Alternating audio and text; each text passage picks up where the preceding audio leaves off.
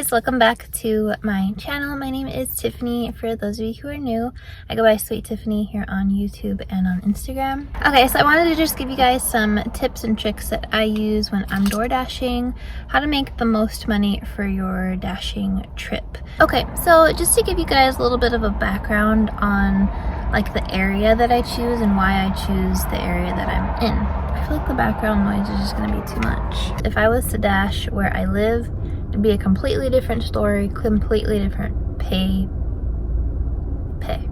Okay, so I feel like I can talk about this now that I don't live there anymore. I used to live in Fontana, California. Fontana has a decent area, like the north side of Fontana's nice-ish, and then the more south you go, the crummier it gets. It's the nicest way I can put it, crummy. And that's where we live. We live on the crummy side of Fontana. It was just not a nice area for a few different reasons. So yeah, it wasn't a nice area to live in, definitely not to dash in. So where I lived, there was always just some crummy stuff going on. Like, we had our car parked on the street, someone drove by and hit the side view mirror off and just kept going. And another time, someone like threw a rock at Sergio's windshield and broke the windshield and had to get a new windshield.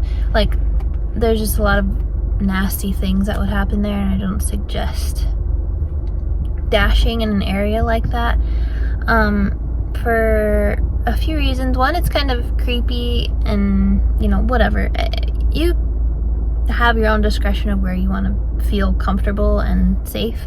I don't feel comfortable barely even living there. I didn't want to go out dashing, especially by myself, and at nighttime I never liked to do it. So when I very first started dashing, that's what I did. I dashed around where I lived because that's all I really knew. It was all new to me. So I would go out and dash, and it would just kind of not really be worth it. Like, I wouldn't really get that great of tips, if any tip, and it would just kind of be like fast food orders and nothing really worth it. So I came across, for those of you who know, I don't know if you're too familiar with it, but Fontana is like always windy. And one day it was really windy, and I was like, ugh. And I cannot stand the wind. I hate it. It's my least favorite element. It could be hailing softballs and I'll be fine. Not really, but you know, I would prefer any other rain, snow, anything. I hate the wind, and it was really windy that day, and I was like, Where it's not windy though is west side of the 15 freeway. For some reason, once you pass the 15, it's like the wind is gone. So I was like, okay, I'm gonna go just over here, and I'm gonna dash in Rancho Cucamonga. So I dashed that day in Rancho and made literally like 3 times the amount that I made in Fontana dashing the other days. And I was like, yeah, I'm never dashing in Fontana again.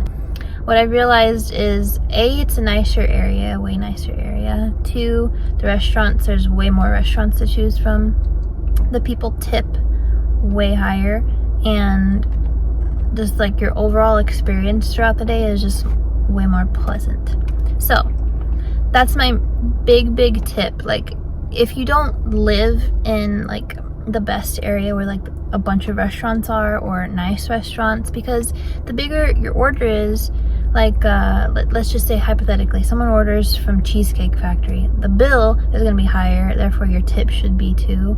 If you're delivering Taco Bell, your tip's probably not going to be as high as the Cheesecake Factory one. In theory, that's what it should be, but you never know. Anyway, your odds of getting higher tips delivering just to nicer houses, like there's so many nice houses that I get to deliver to, and it's just like, I feel better about it, you know? That's one major tip. If you don't live in like a super nice area, I would just drive a little bit and get to the area that I want to dash in, and I make way more money. And ever since that one day, I never dashed in Fontana again, and I made way more money. Alright, the next tip that I have is specifically for California dashers. I don't know if this is the case in other states, so that's why I'm just talking about California. It might be true other places, but I don't know. So here, if you dash in California, you get like a California adjusted pay portion, which I'm sure you've seen in my other videos, where it'll like will have your base pay, your adjusted pay, and then your customer tips. Like it'll have 3 different sections. Let's just say you drove X amount of miles to do your delivery. Okay, let's just say 10. And California thinks you should make a certain amount for that 10 miles that you drove, but let's say DoorDash only paid you $5 for it. Let's just say California thinks you should have made 8. So the DoorDash adjustment pay will pay you that extra $3. What that all really means for my tip is, even if it says, oh, you're only going to get paid $6 to travel 10 miles, at the end of it, you're still going to get that adjusted pay, and it kind of evens out. So it's like cherry picking is good because you think, yeah, I'm going to get $15 for this one. Yes, I'm going to take this. And you're doing like a farther run. But if you're going to do a farther run and it says you're only going to get paid $5-6 for it, you're going to get that pay adjustment anyway. So you might as well just take it. Your completion rate, or I'm sorry, your acceptance rate will go up. And if you're trying to become a top dasher, then that's something that can help you get there.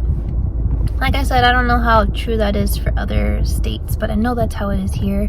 And at the end of every dash, it'll give you your total. It kind of gives you your total, and then on your like payday, it will give you that adjustment too. So you'll kind of get 2 different cash deposits into your account. So that's just a tip that I have, is you don't always have to be like super picky on your orders, because it works itself out that way too. Okay, the third tip that I have is, if you have an order that, let's say, is during a rush hour, so like lunch or dinner times, that's when you're going to be getting your most orders coming through. So this is where you kind of have to use like your logic. So if you have an order that's coming in and it's a pretty big size order, if you have 2 at a time, you know, that sort of thing, and it tells you you're deliver by blank time. Let's just say it says it's 11:30, right? Lunchtime.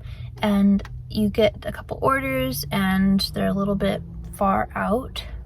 This is when I would not really want to do the really far ones unless it really pays well. And I say that because you're going to take a whole hour to deliver this order. You're missing out on the rest of the lunch peak because you've taken a whole hour of your time delivering that one order. You've missed out on potentially 2 or 3 orders if you're doing smaller ones. You know what I'm saying? Like earlier today, I was dashing and I had one, I think it was $17. It was great, but I had to go way, like, pretty far, and of course California traffic, it would have taken an hour, it said. So if I accepted it, I would have missed out on 3 other orders that I got. So it was beneficial for me to say no to that order and stay around here, and I got 3 more, and I ended up making more money by not missing the lunch rush. You know what I'm saying? So hopefully that makes sense. And that's a great tip that I have, is like 2-3 o'clock, when you're not having that many orders come through, that's when it's great to go really far, because it's like, well, I'm not getting that many anyways. Alright, you guys, thank you for joining me on my tips and tricks video for my DoorDash. Leave any comments down below if you guys have any of your own tricks that you use. A lot of people like to read the comments, so leave any other suggestions that you have for other dashers. I'd appreciate that too. And I will see you in my next video. Bye!